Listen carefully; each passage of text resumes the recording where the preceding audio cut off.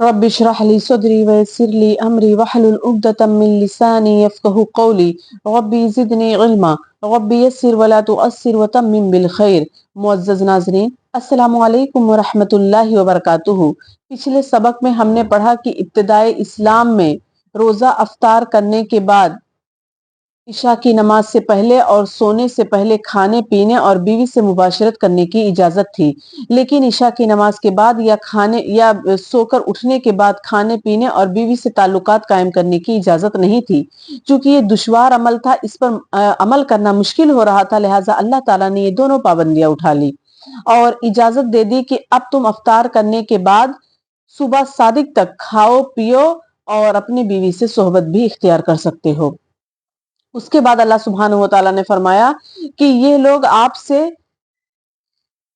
चाँद के बारे में सवाल करते हैं, तो आप इनको बता दीजिए कि ये लोगों की इबादत और हज के मौसम के लिए है। उसके बाद अल्लाह ताला ने उसकी तफसील बयान फरमाई। आगे अल्लाह सुब्हानहू व तआला फरमाते हैं, औज़ु बिल्लाहि मिनश शैतानिर रजीम, बिस्मिल्लाहिर रहमानिर रहीम व बिही नस्तईन। अश्शहरुल हरामु बिश्शहरिल हरामि वल हुरुमातु क़िसास फमन अतदा अलैकुम फ़अतदू अलैहि बिमिस्लि मा अतदा अलैकुम वत्तकुल्लाह वअलमु अन्नल्लाह मअल मुत्तक़ीन। अल्लाह ताला फरमाते हैं, हुर्मत वाले महीने हुर्मत वाले महीनों के बदले हैं और हुर्मतें अदले बदले की हैं। जो तुम पर ज्यादती करे तुम भी उस पर उसी के मिस्ल ज्यादती करो जो उसने तुम पर की है, और अल्लाह से डरते रहा करो और जान रखो कि अल्लाह परहेजगारों के साथ है।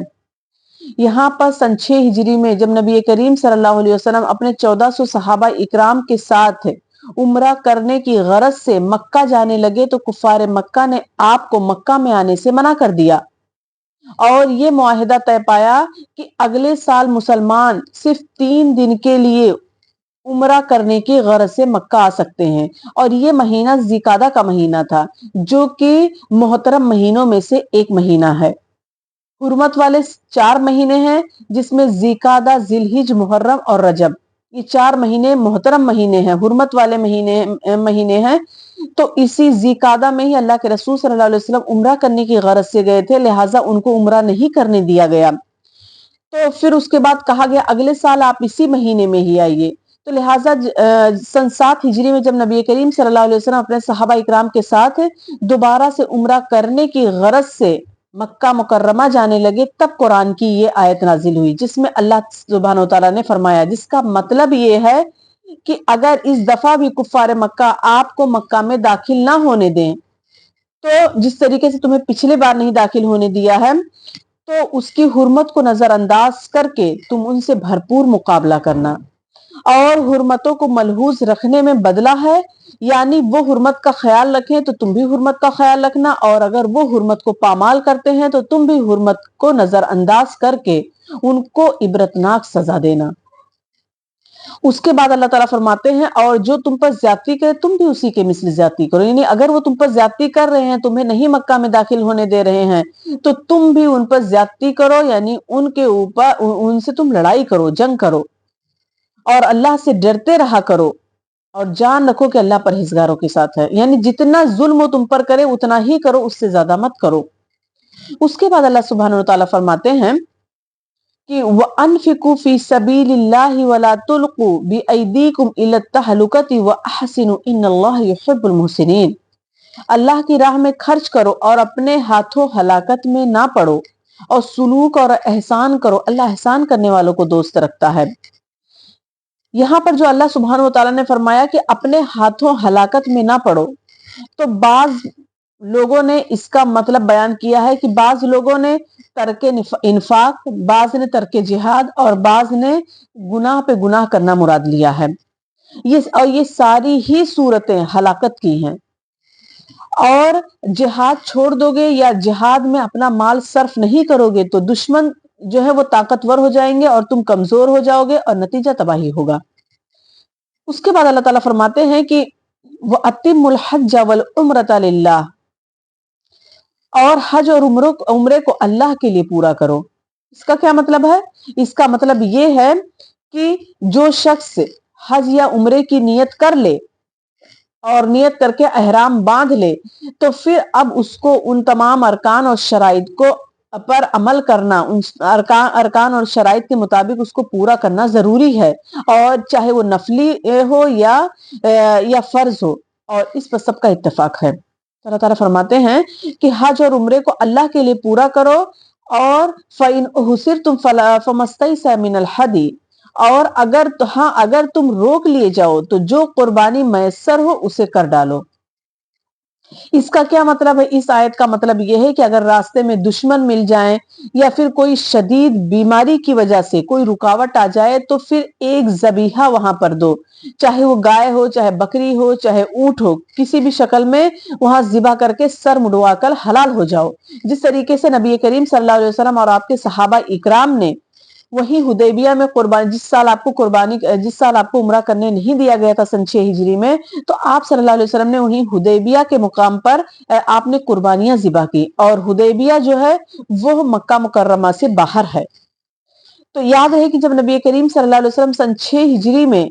عمرہ نہ کر سکے تو آپ صلی اللہ علیہ وسلم 7 ہجری کو دوبارہ عمرہ کرنے کے لیے آئے، اسے عمرۃ القضا کہا جاتا ہے۔ اس کو عمرۃ القضا اس لیے نہیں کہا جاتا ہے کہ آپ صلی اللہ علیہ وسلم نے عمرے کی قضا دی تھی، بلکہ عمرۃ القضا اس لیے کہا جاتا ہے کیونکہ 7 ہجری کا عمرہ اس فیصلے اور معاہدے کا نتیجہ ہے جو سن 6 ہجری میں کو صلح حدیبیہ کے موقع پر طے پایا تھا، اور اس میں ایک شکل یہ بھی تھی کہ آئندہ سال آ کر آپ عمرہ کریں۔ اور یہ بھی بات ہمیں یاد رکھنی چاہیے کہ اگر کسی شخص نے کسی رکاوٹ کی وجہ سے کوئی فرض حج یا عمرہ کا احرام کھولنا پڑے، یعنی حج اور عمرہ کا احرام کھولنا پڑے، تو سابقہ وجوب کی وجہ سے اس کی استطاعت ہے تو پھر اس کے اوپر حج اور عمرہ کرے گا، اور اگر حج اور عمرہ اسے نفلی کیا ہے، یعنی اس کا حج اور عمرہ نفلی ہے، فرض نہیں ہے، تو تمام محدثین کا اس بات پر اتفاق ہے کہ اس پر قضا واجب نہیں ہے، یعنی اس کی قضا نہیں کرے گا۔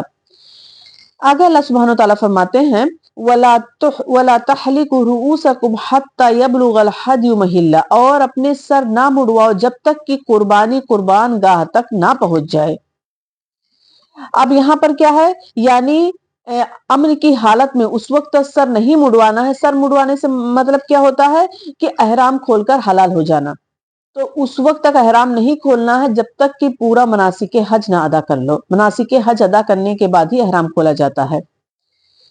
تو اور اللہ تعالیٰ فرماتے ہیں فَمَنْ كَانَ مِنْكُمْ مَرِيضًا أَوْ بِهِ أَذًى مِنْ رَأْسِهِ فَفِدْيَةٌ مِنْ صِيَامٍ أَوْ صَدَقَةٍ أَوْ نُسُكٍ فَإِذَا أَمِنْتُمْ فَمَنْ تَمَتَّعَ بِالْعُمْرَةِ إِلَى الْحَجِّ فَمَا اسْتَيْسَرَ مِنَ الْهَدْيِ، البتہ تم میں سے جو بیمار ہو یا اس کے سر میں کوئی تکلیف ہو جس کی وجہ سے سر مڈوا لے تو اس پر فدیہ ہے، خواہ روزے رکھ لے، خواہ صدقہ دے دے، خواہ قربانی کر لے۔ اور اس کے بعد اللہ تعالیٰ فرماتے پس جب تم امن کی حالت میں ہو جاؤ تو جو شخص عمرے سے لے کر حج تک تمتع کرے، پس اسے جو قربانی میسر ہو اسے کر ڈالے، جسے طاقت ہی نہ ہو وہ 3 روزے تو حج کے دنوں میں رکھ لے اور 7 واپسی میں، یہ پورے 10 ہو گئے۔ اب یہاں پر اللہ تعالیٰ کیا فرماتے ہیں؟ یہاں پر یہ چیز فرمائی گئی ہے، یعنی اگر کسی شخص کو